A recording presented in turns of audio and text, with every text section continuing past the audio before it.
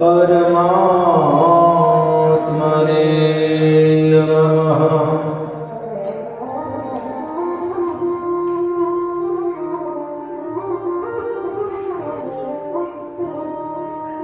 स्वस्ति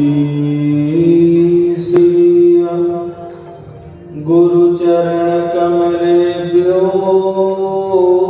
नमः।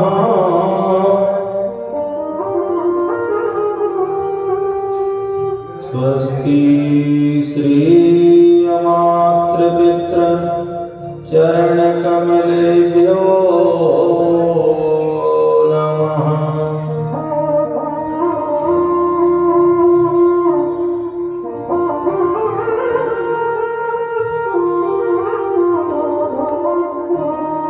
सच्चिदानंद रूपाय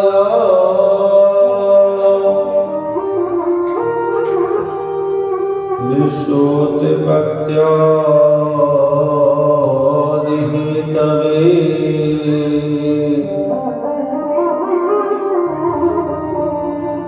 तापत्रय विनाशाय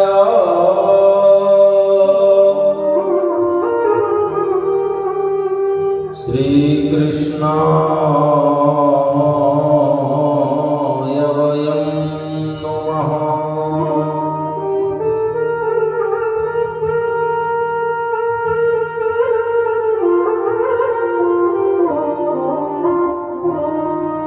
कृष्णाय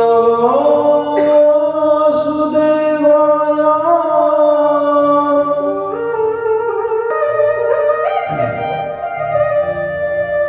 देवकी नंदनाय च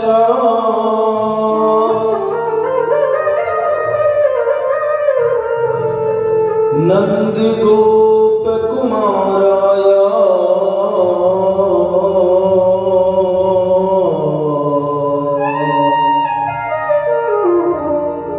श्री गोविंदाय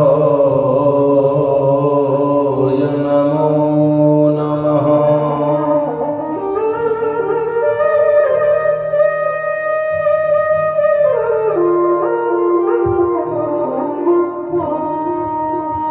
जय जय जय राधा रमण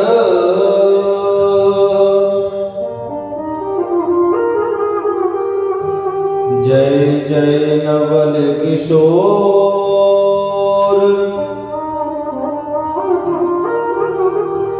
जय गोपी चित चोर प्रभु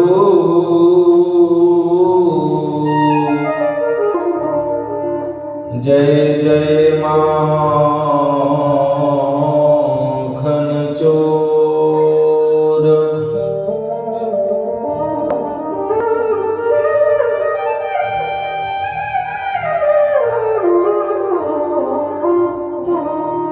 वृंदावन सोवन नहीं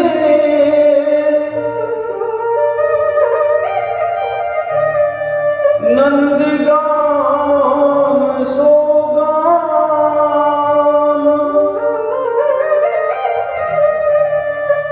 बंसी बट सोवट नहीं कृष्ण नाम सोनाम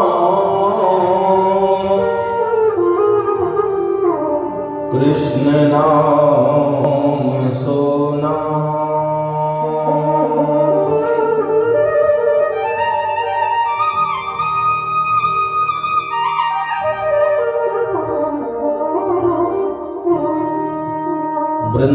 वृंदावन के वृक्ष को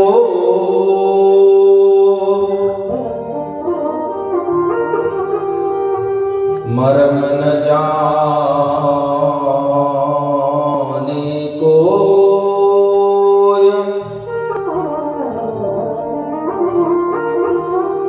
डाल डाल और पात पात पर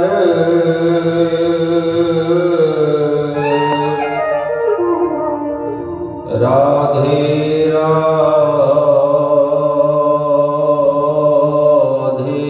हो।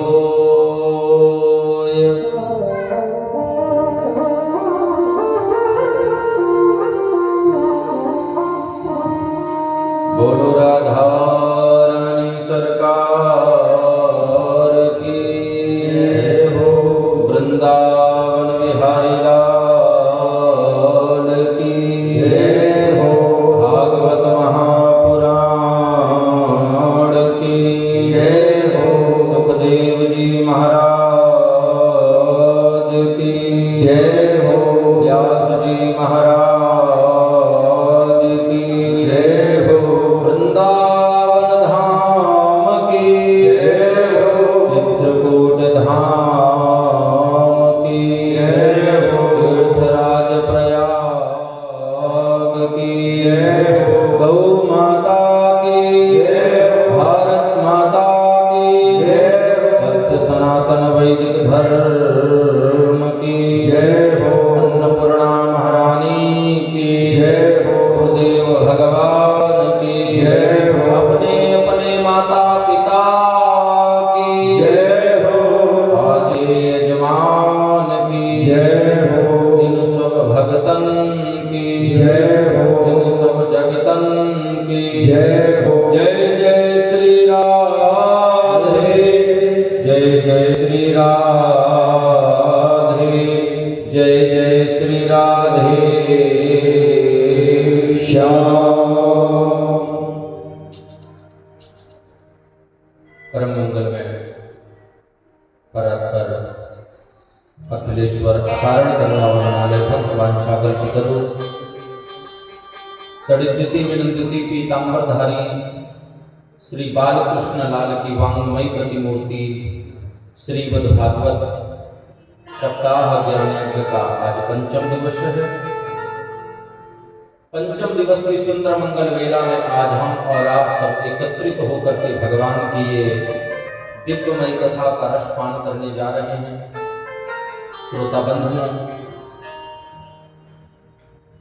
यह कथा हम सब जीव को बड़े भाग्य से प्राप्त होती है। भाग्योदयेन बहुजन्म समर्जितेन। जब हम सब जीव के अनंत जन्मों का भाग्य उदय होता है, तब जाकर के ऐसे दिव्य भागवत की कथा हम सब जीव को श्रवणपान करने का अवसर प्राप्त होता है। श्रोता बंधुओं, आज पंचम दिवस की कथा में प्रवेश करें उससे पहले कथा में विराजमान देवलोक से पधारे 33 कोटि देवी देवताओं के चरणों में दास का कोटि कोटि प्रणाम है। नगर के नगर देवता, क्षेत्र देवता, सभी देवताओं के चरणों में दास का कोटि कोटि प्रणाम है। अनंत बलवंत श्री हनुमंत लाल जी के चरणों में दास का कोटि कोटि प्रणाम है। बंधुओं, यह दिव्य भागवत की कथा का श्रवणपान को प्राप्त हो पाया। ऐसे धर्मानुरागी सज्जन समस्त तिवारी परिवार जो इस कथा को करा करके स्वयं तो अपना कल्याण किया ही किया, साथ में हम सब जीव जितने दूर दूर से आते हैं और कथा का श्रवणपान करते हैं, वह अपना भी कल्याण कर रहे हैं। ऐसे तिवारी परिवार में बहुत बहुत साधुवाद दूंगा और बहुत बहुत साधुवाद करता हूँ। दूर दराज से पधारी हुई हमारी भक्ति में माताएं, बहनें, बड़े बुजुर्ग भाई, आप सभी का कथा में बहुत बहुत हार्दिक अभिनंदन एवं स्वागत है। बंधुओं, आज की कथा में प्रवेश करें उससे पहले अपने मन और अपनी वाणी को पवित्र करते हुए आइए 2 मिनट सभी लोग मिलकर के हरिनाम संकीर्तन का जाप करते हैं। उसके उपरांत कथा में प्रवेश कर कथा का श्रवणपान कर अपने जीवन को धन्य, अपने जीवन को कृतार्थ करेंगे। एक बार सभी लोग मिलकर के उद्घोष करेंगे, बोलो वृंदावन बिहारी लाल की जय हो। आइए हरिनाम संकीर्तन। हो जय जय राधा प्यारे रमण हरि बोल रे, जय जय राधा रमण हरि बोल, जय जय राधा रमण हरि बोल, जय जय राधा रमण हरि बोल। हो जय जय राधा रमण हरि बोल रे, जय जय राधा रमण हरि बोल, जय जय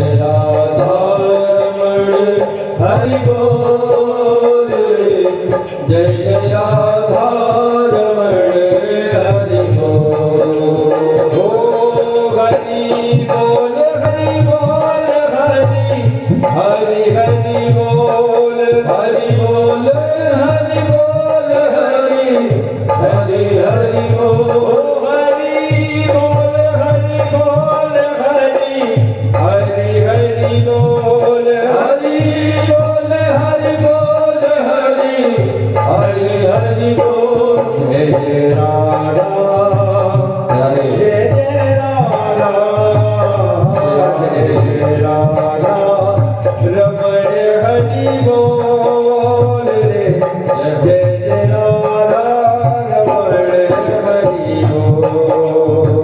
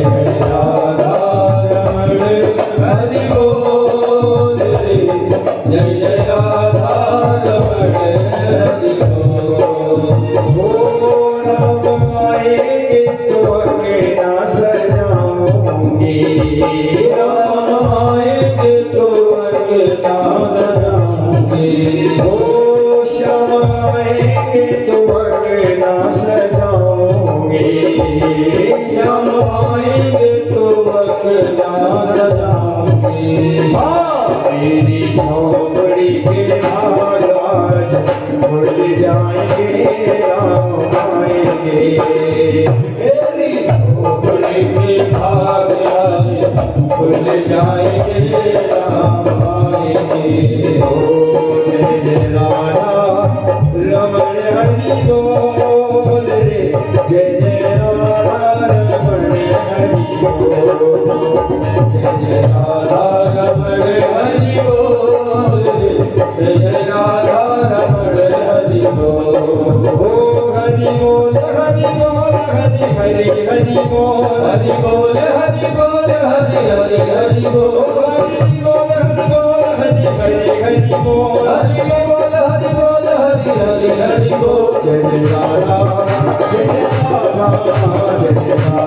बोल बोलो राधा रमण लाल की जय हो, वृंदावन बिहारी लाल की जय हो, जय जय श्री राधे श्याम। सिया राम मैं सब जग जानी, करहु प्रणाम जोरि जुग पान। जा पर कृपा राम की होई, ता पर कृपा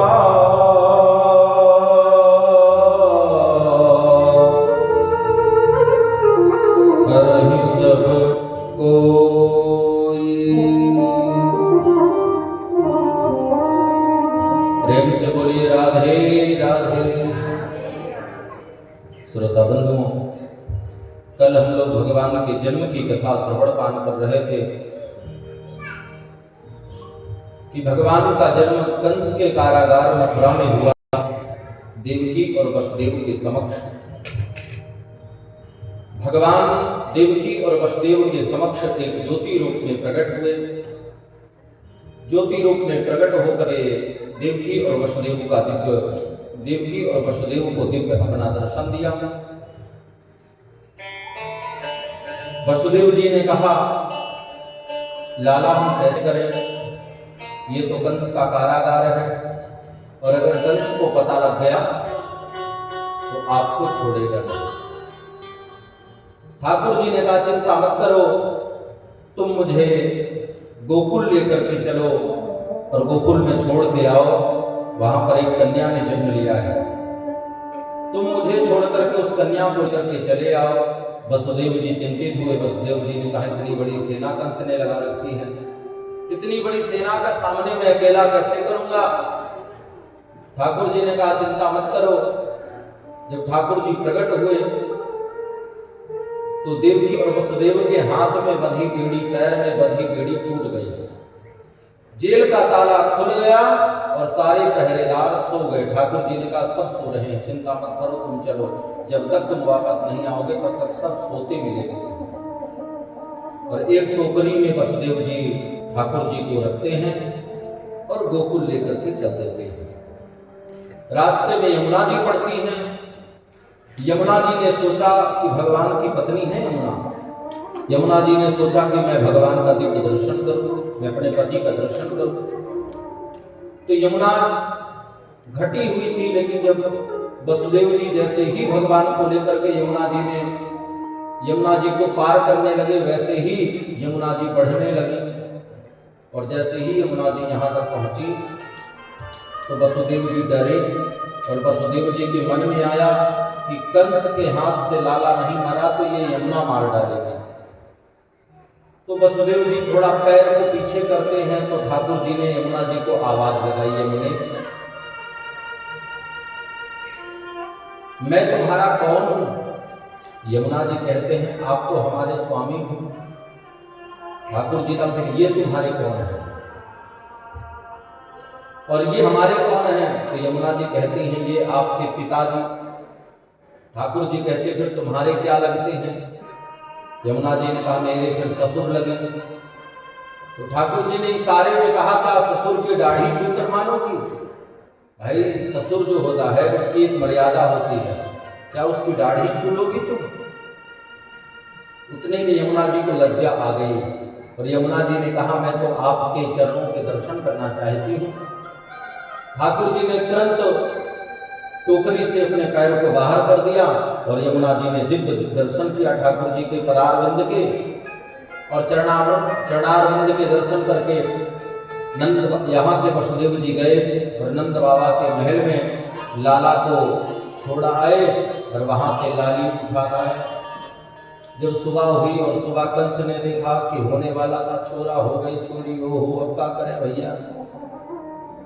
कंस ने तुरंत उस योग माया उस कन्या को उठाया और उस कन्या को उठा करके जैसे ही हाथ पकड़ करके जमीन में पटकना चाहा और पटक करके मारना चाहा, वैसे ही कंस के हाथ से वो कन्या छूट गई और छूट करके वह कन्या आकाश में उड़ गई और आकाश में उड़ करके उस कन्या ने आकाशवाणी की, हे कंस तू मुझे क्या मारता है, तुझे मारने वाला तो ब्रजमंडल में पैदा हो चुका है। कंस ने कहा, हे देवी तुम बताती जाओ मुझे मारने वाला कौन है, कहाँ है, किसके घर में है। उस योग माया ने कहा, हे राजा कंस इसका पता तू खुद लगा ले, मैं क्यों बताऊं। और इतना कह करके वह योग माया प्रयागराज के आगे मिर्जापुर जिले में विंध्यवासिनी पर्वत पर जाकर के विराजमान हो गई, जो आज पूरे जगत में विंध्याचल के नाम से जानी जाती है, अष्टभुजा के नाम से जानी जाती है। विंध्यवासिनी का थोड़ा मैं आपको विस्तार से बताना चाहूंगा कि विंध्यवासिनी कोई शक्तिपीठ नहीं है।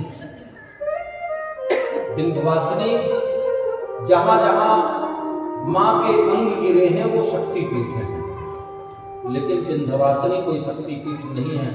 विंध्यवासिनी पूरा मां का शरीर है। अगर देखा जाए तो विंध्यवासिनी जो मां है वो सब देवियों में सबसे श्रेष्ठ है, सबसे पावरफुल है। वो पूरा शरीर है। और जितने शक्तिपीठ हैं, जहां जहां आप लोग जाते होंगे तो वहां पर जैसे मनसा देवी यहाँ पर है तो माँ का मन टिका तो मनसा देवी हो गई।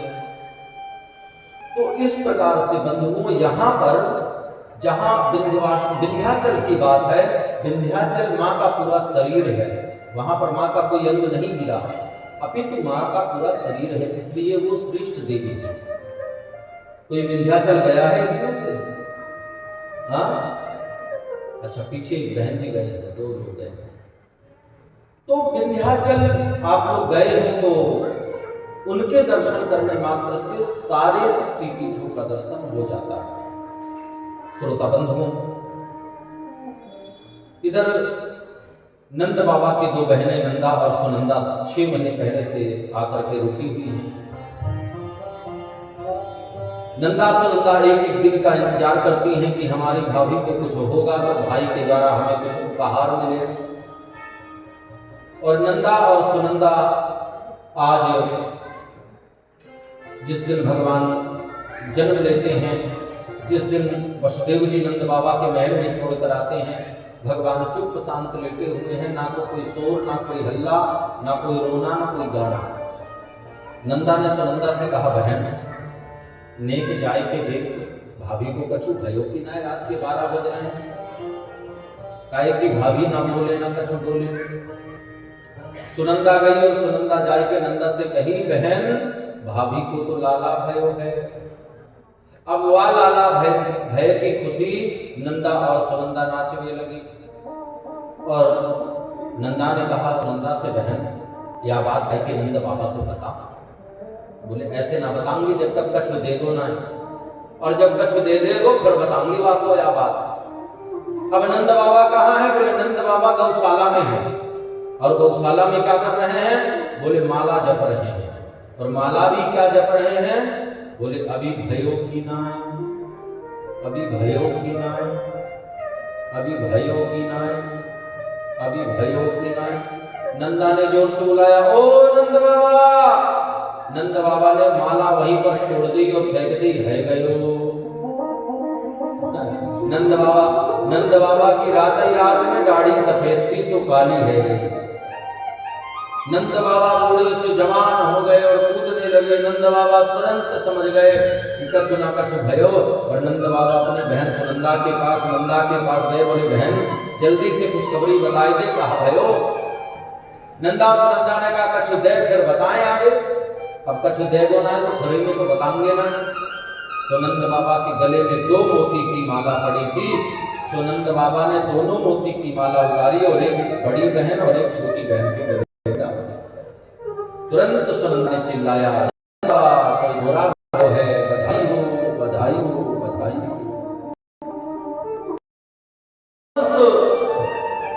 आज बधाई के गीत गा रहे हैं, सबको बांटा रहे हैं, बधाइयां उड़ाई जा रही हैं और सब आनंद में गीत गा रहे हैं, सब आनंद बधाई गा रहे हैं।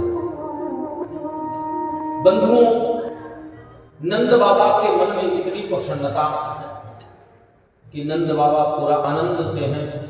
और नंद बाबा के घर में माखन को चहटा हुआ है भैया, और उसी माखन के चहटे में सभी ब्रजवासी गिर पड़ रहे हैं। और नंद बाबा ब्राह्मणों को बुलाया और ब्राह्मणों को बुला करके गौ दान किया, अन्न दान किया, धन दान किया। और नंद बाबा जितना बांट रहे हैं उतना घट नहीं रहा है, अपितु उतना बढ़ रहा है। जितना लाला की खुशी में दान कर रहे हैं और इतना दान करते और जा करके फिर खजाने में देखते तो वो धन डबल हो जाता। एक 99 साल की मैया को लगा नंद बाबा के घर में छोटा भयो है। सो 99 साल की मैया के मन में बड़ी प्रसन्नता। 99 साल की मैया ने सोची कि हम भी चले और चल करके नंद बाबा को बधाई देना है। सो 99 साल की मैया अपने शादी के समय को लहंगा निकालो और शादी के समय को लहंगा निकाल के अद्भुत अपना श्रृंगार कियो और श्रृंगार करने लगी। और श्रृंगार करके जैसे ही नंद भवन में पहुंचे तो ब्रजवासी सबरे मुदाब के हंसने लगे। जो ब्रजवासी देखो सो ब्रजवासी मुदाब के मैया को हंसे। मैया गुस्सा है गई। मैया ने कहा है दारी के तुम काहे देख के हमें हंस रहे हो। सभी ब्रजवासी ने कहे कि मैया को देखो या के आंखन से दिखे ना है। होठन पे लगावे वाली चीज यानी आंखन पे लगाई गई और आंखन पे लगावे वाली चीज यानी होठन पे लगाई गई। तो अच्छा मैया को आंखन से दिखे ना कानन से सुने ना। और मैया ने उस 99 साल की बूढ़ी मैया ने भी जाकर के नंद बाबा को बधाइयां दी। बधाई हो नंद बाबा। आइए नंद उत्सव में थोड़ा सा हम लोग सम्मिलित होते हैं, उसके बाद कथा को आगे लेकर के चलते हैं। नंद लाला प्रकट भई आज बिरज में लड़ुआ बटे। नंद लाला प्रकट भई आज बिरज में लड़ुआ बटे। ओ लड़ुआ बटे बीबी पेड़ा बटे। लड़ुआ बटे दूधी पेड़ा बटे। ओ लड़ुआ बटे दीदी पेड़ा बटे। लड़ुआ बटे दीदी पेड़ा बटे। लाला देखो लाला प्रकट भई आज बिरज में लड़ुआ बटे। लाला प्रकट भई आज बिरज में लड़ुआ बटे। बधाई हो बधाई हो यशोदा मैया बधाई हो बधाई हो।